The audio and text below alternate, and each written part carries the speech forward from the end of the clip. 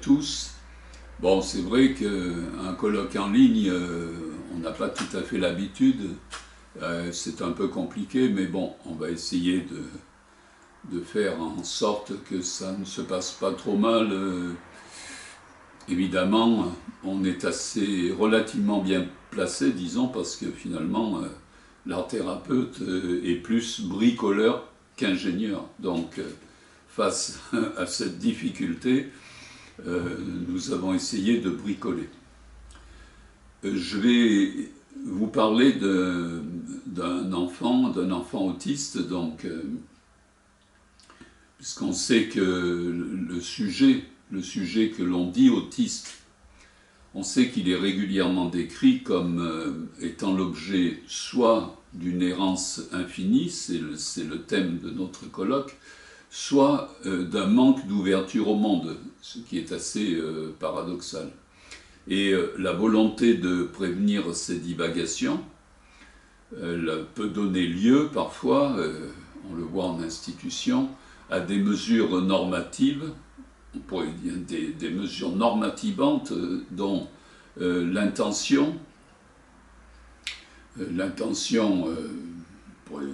administrative, et parfois c'est l'équipe pédagogique qui prend le relais de cette injonction administrative, c'est-à-dire il s'agit de faire adhérer cet enfant à un contrat, une espèce de contrat, c'est-à-dire essayer de produire une équation équivoque entre le besoin et la réponse au besoin pour une mise en place de ce qui aujourd'hui est considéré comme un maître mot, un mot qui fait autorité, un mot contemporain qu'on appelle le projet, hein, qui s'exprime sous la forme d'un projet. Alors, la tendance, ce projet part souvent de cette idée selon laquelle la tendance à l'instabilité serait un sujet de l'enfant autiste, donc serait un sujet d'inquiétude pour sa famille, surtout quand elle se manifeste sous la forme de fugue, sous la forme d'errance. D'ailleurs, vous avez un site spécialisé qui fait une certaine étude au niveau des parents et qui relève que l'une des problématiques essentielles que l'on rencontre chez les enfants autistes, c'est leur tendance à fuguer. En effet, on estime qu'il y a environ un tiers des enfants autistes et adultes autistes d'ailleurs aussi, qui sont susceptibles de fuguer, et donc quand on revoit ces statistiques, on s'aperçoit qu'il y a beaucoup plus de risques d'errance chez des personnes autistes que chez des personnes non autistes. Bon. Alors, paradoxalement, quand il n'est pas considéré comme susceptible de fuguer, comme fugueur potentiel, cet enfant est au contraire défini comme recroquevillé, replié sur lui-même et sans intérêt pour l'extérieur, ce qui conduit certains spécialistes à dire, dans le langage qu'on connaît très bien aujourd'hui, l'autisme égale un trouble global du comportement se manifestant par un retrait social et de grandes difficultés à accepter le changement. Bon, donc vous voyez déjà il y a un paradoxe entre l'enfant autiste qui serait susceptible de fuguer et cet enfant autiste qui est complètement replié sur lui-même et dont on aimerait bien quand même qu'il sorte de cet isolement. L'autisme donc est défini dans ce type de discours comme un trouble déficitaire. On entend souvent ce qualificatif, hein, comme si l'autisme ne se manifestait que par un déficit, et que ce déficit se caractérise par l'errance, ou d'ailleurs par l'isolement. Et bon, quand on regarde un peu jusqu'au bout ces articles, eh bien, ces manifestations, qu'elles soient le repli ou l'errance, sont toujours pensées comme découlant d'une cause génétique ou épigénétique. Or, quand on connaît un peu les enfants autistes, quand on pratique la clinique de l'autisme, c'est-à-dire qu'on ne voit pas l'autisme du côté de la lorgnette du discours scientifique, c'est-à-dire quand il y a une dimension aussi de vivre avec, de partager, vivre avec, comme on disait avant, mais il y a un partage relationnel, et ben justement, on se rend compte que ce n'est pas aussi clair que ça, et que quand on est avec un enfant autiste pendant un certain temps, on se rend compte qu'il est capable de proposer des réponses plutôt riches, plutôt complexes, et peut dire tout à fait singulières, à des déterminants que nous tenons pour inconnus. C'est-à-dire que dans la clinique de l'autisme, enfin, pour ma part, je ne m'intéresse pas particulièrement aux causes, qui sont souvent des produits fantasmatiques, mais plutôt aux conséquences, c'est-à-dire la personne est là, en présence, voilà la conséquence. Bon. La cause, ma foi, on en entend un peu de toutes les couleurs. Donc, on est confronté à des réponses qui sont souvent inattendues et qui nous confrontent nous-mêmes à l'errance. À une errance assumée dans la mesure où elle objectera toujours à ce que l'on savait, ou en tout cas à ce que l'on croit savoir. C'est difficile, mais en même temps, c'est ce qui fait tout l'intérêt de cette clinique qui s'écrit au singulier, et qui finalement consiste à accueillir une errance vitale, l'errance d'un désir secret qui court entre les mots, et les choses, qui court aussi entre le diagnostic du sujet autiste, le diagnostic qui se présente souvent avec la prétention du prédicat, hein, du fait qu'il est autiste, donc on prédit que, etc. Bon. Ou encore, tout simplement, quand on s'intéresse au langage, évidemment, il y a quelque chose qui court, un espace, un décalage peut-être entre le son du terme autiste, le son lui-même, hein, qu'on peut appeler le signifiant évidemment, et son nuage de signification, des signifiés, c'est-à-dire que on pourrait dire qu'il y a autant d'autistes que de façons de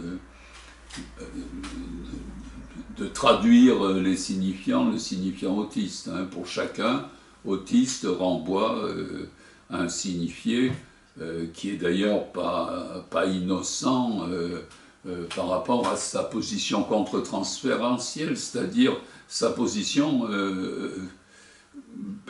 singulière par rapport à cette idée d'autisme. Voilà. On est bien loin, évidemment, de quelque chose qui se présenterait comme étant une vérité. On pourrait dire que, voilà, la façon dont on parle de l'autiste est toujours le produit, finalement, d'un fantasme singulier, intime. Alors, il n'est pas sûr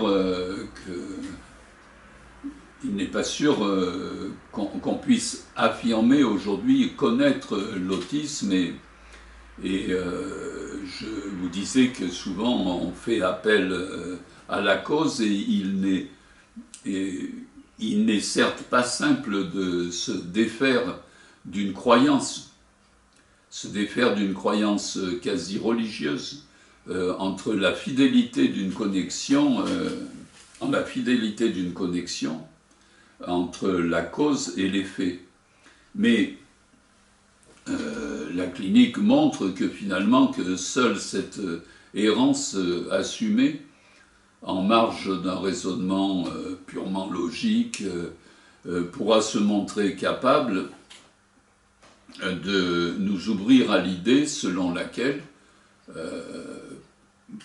pris comme nous entre le flottement de son désir et la fixité des termes qui le définissent, le sujet autiste est tout à fait capable, comme les autres, d'invention de soi, comme nous-mêmes, malgré les dispositifs et les discours réductionnistes la plupart du temps, auxquels il est confronté. Dans la mesure où il est un par-l'être, comme dit Lacan, dans la mesure où il est ballotté dans les méandres du langage, au même titre que vous et moi, au même titre que quiconque, aucune méthode ne pourra le réduire finalement à une simple manifestation du vivant. En tout cas, il est là, il est présent, il vient en séance et on bricole ensemble. C'est dans le cadre de cette approche clinique, une approche clinique singulière, que j'ai rencontré un enfant que j'appellerais Léo, et qui était hospitalisé dans un service de pédopsychiatrie. Je le reçois un peu, je l'entends un peu comme un nomade, justement, nomade de la polysémie, et je remarque, et tout le monde le remarque d'ailleurs, qu'il papillonne dans tous les sens des mots et dans tous les sens du mot.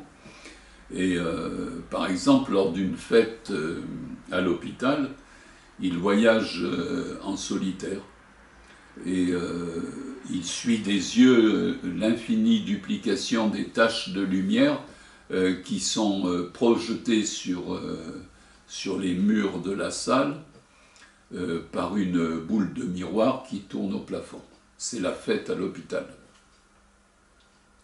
Alors qu'en séance, il a tendance à se disperser, un jour, il s'arrête et il produit d'un doigt glissant sur la buée d'une vitre une forme que je me surprends à nommer papillon. Bon, a-t-il vu ce que je pensais et qu'il me force ainsi en quelque sorte à le dire? Je ne sais pas.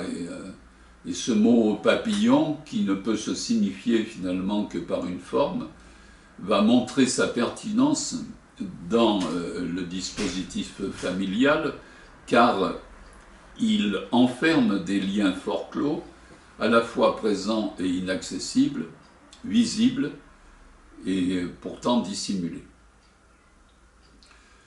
Depuis cette rencontre avec Léo, depuis cette expérience, j'appelle pictorêve ce type de forme qui évoque l'errance d'un continent désarrimé ou la dérive d'une parcelle invocante.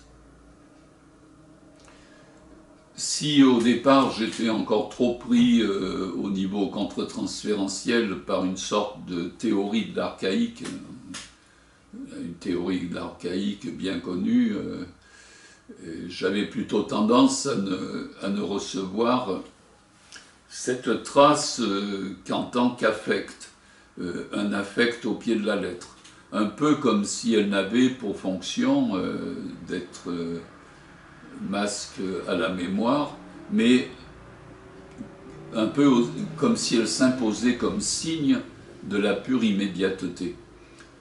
Je montrerai qu'en la nommant, je fus surpris d'être entendu et de constater, d'être entendu par Léo et de constater que celle-ci prit soudain une valeur d'usage pour nous deux, puis pour nous trois, avec sa mère, dans une chaîne signifiante relationnelle. Ce n'est pas du tout que la trace était archaïque, c'est tout simplement que je ne l'avais pas entendue. Et que, du même coup, Léo ne pouvait pas m'entendre. C'est alors que l'énoncé d'un simple battement de l'aile, fit s'ouvrir un chemin qu'on pourrait dire un chemin de randonnée sentimentale qui existait depuis longtemps, mais qui était caché, on pourrait dire, sous les ronces du difficile à dire.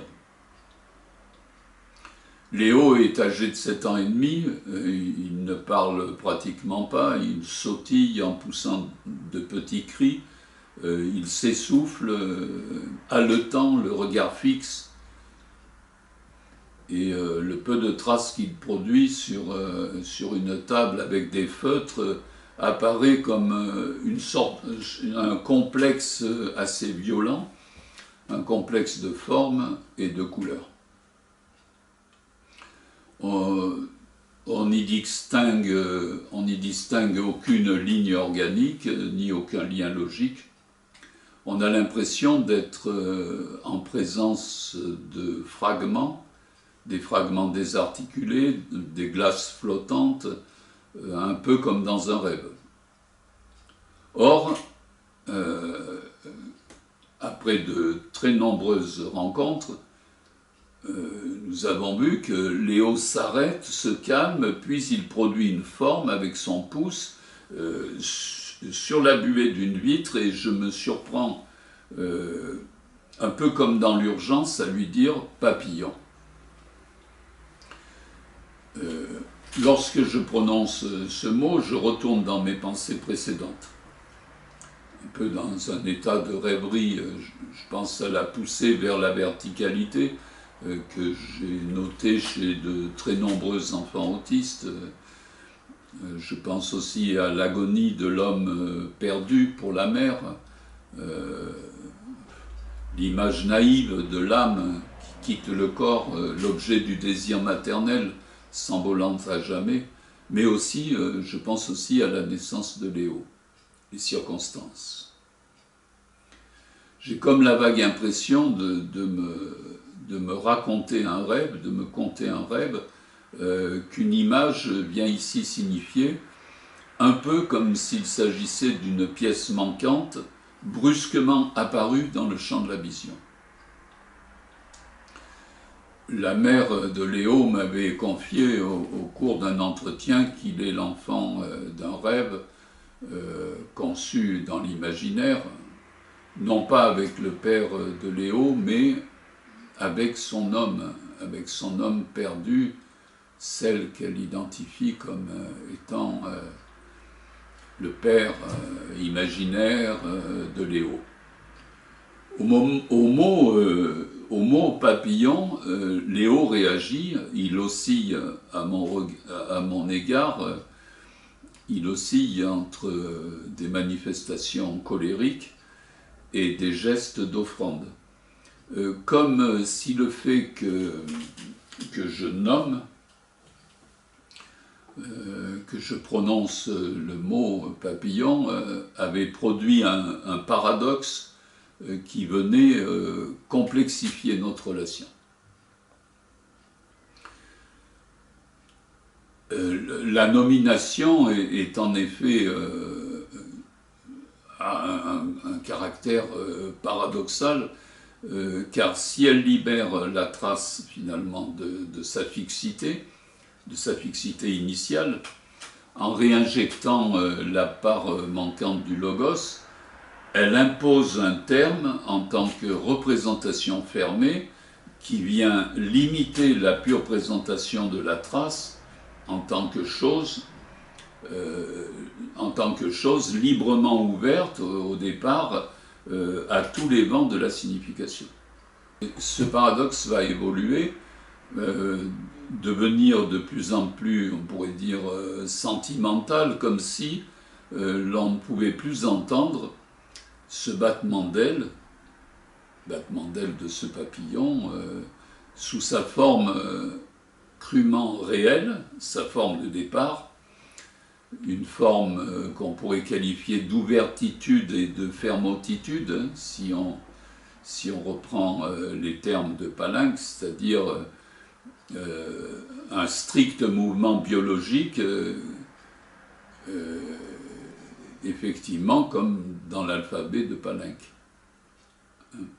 Mais il ne serait plus donc ce mouvement purement biologique, mais deviendrait progressivement un mouvement symbolique d'ouverture et de fermeture, qui, d'un battement d'ailes concret, pourrait ouvrir désormais aux battements symboliques, ceux du cœur, les battements du désir, tous ces battements finalement qui sont pris dans les phénomènes transférentiels et qui par définition donc sont paradoxaux. On dit que Léo maintenant est tendre avec sa mère.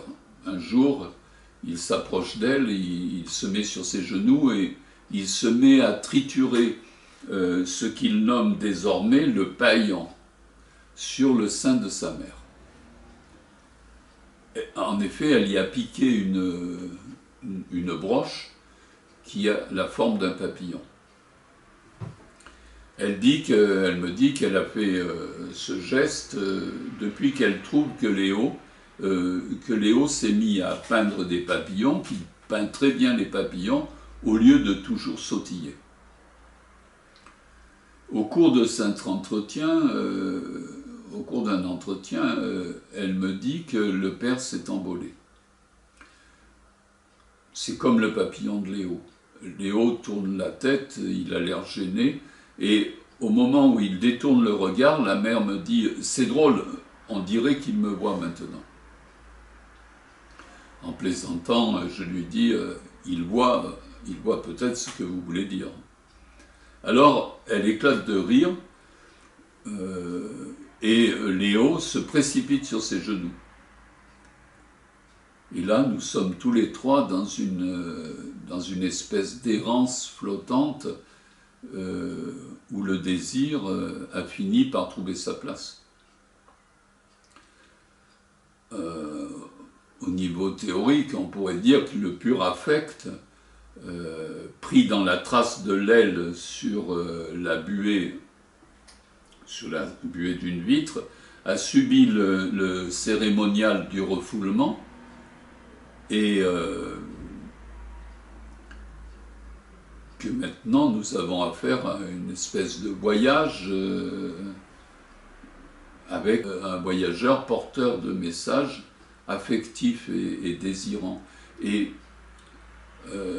ce papillon qui est devenu voyageur, Léo cherche maintenant à le retrouver dans tout ce qu'il entend. Mais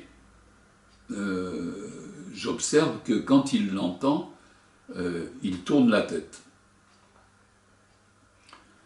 Le fait qu'il rougisse aussi quand il tourne la tête témoigne, me semble-t-il, du passage discret d'une décharge pulsionnelle continue qui était mal supportée par la mère, qui se sentait démunie face à son comportement qu'elle trouvait plutôt étrange. Elle passe maintenant à une forme d'expression, l'expression d'une certaine tonalité affective qu'elle est devenue capable d'interpréter et d'accueillir. Le papillon qui fait lien finalement prend ainsi valeur d'usage et sentimentale, et la mère se penchant sur son fils lui dit un jour t'en fais pas Léo, je ne m'envolerai jamais. Puis elle se tourne vers moi. Un jour, j'ai voulu tout laisser tomber, j'ai économisé pour pouvoir acheter un billet d'avion. Je lui réponds, pour vous envoler. Elle sourit, puis brusquement, elle dit, je ne devrais pas dire des choses comme ça devant Léo. Je lui dis qu'il y a des choses qui nous échappent, et je me rends compte que le papillon qui vole entre nous permet finalement qu'au lieu de la fixité silencieuse soit maintenant évoquée dans une ambiance d'errance, mais là une errance désirante, des choses de la vie psychique. Cette rencontre assez passionnante m'a permis de mieux saisir, et sur le vif, que lorsque nous parvenons à maintenir l'horizontalité, une forme d'horizontalité d'une errance flottante et désirante, en travers des prétendues transmissions verticales, scientifiques, eh bien, les réponses singulières entre partenaires de la relation conservent la chance de prendre le pas sur une forme de déterminisme, en permettant à chacun, autiste ou non d'ailleurs, de continuer à s'inventer. Mais pour maintenir cette ouverture, l'art-thérapeute accueille généralement la trace comme n'étant ni muette, ni produite par un corps sans langage. Mais malheureusement, cela tient à l'histoire de l'art-thérapie. Il peut arriver aussi que esthète, fasciné par ce type de production, regardé comme archaïque, il l'expose en la retirant du terreau des errances du risque d'une parole désirante. Comme on expose un peu comme on expose un masque dans un salon, un masque de décapité, quelque part, du danseur africain. Ainsi déracinées, les traces des uns se fixent sur un dit clos, un dit qui est clos sur lui-même, car elles ne sont pas entendues par d'autres désirant les entendre. L'expérience clinique montre que seul ce désir peut les libérer de leur statut, de ce statut de pur dépôt, en les hissant au rang de singulière traduction d'une parole perçue par un sujet dont on dit qu'il est autiste, mais qui est bien loin d'être sourd. Ce sont des traces invocantes plus que muettes. Elles butent sur le sens d'un dit qui fut adressé sans véritable attente de réponse, les privant ainsi de toute articulation possible et de toute l'errance désirante que suppose la dimension partenariale de nos échanges langagiers, échanges qui sont toujours approximatifs, comme nous le voyons, toujours approximatifs malgré la proximité des corps. Je vous remercie.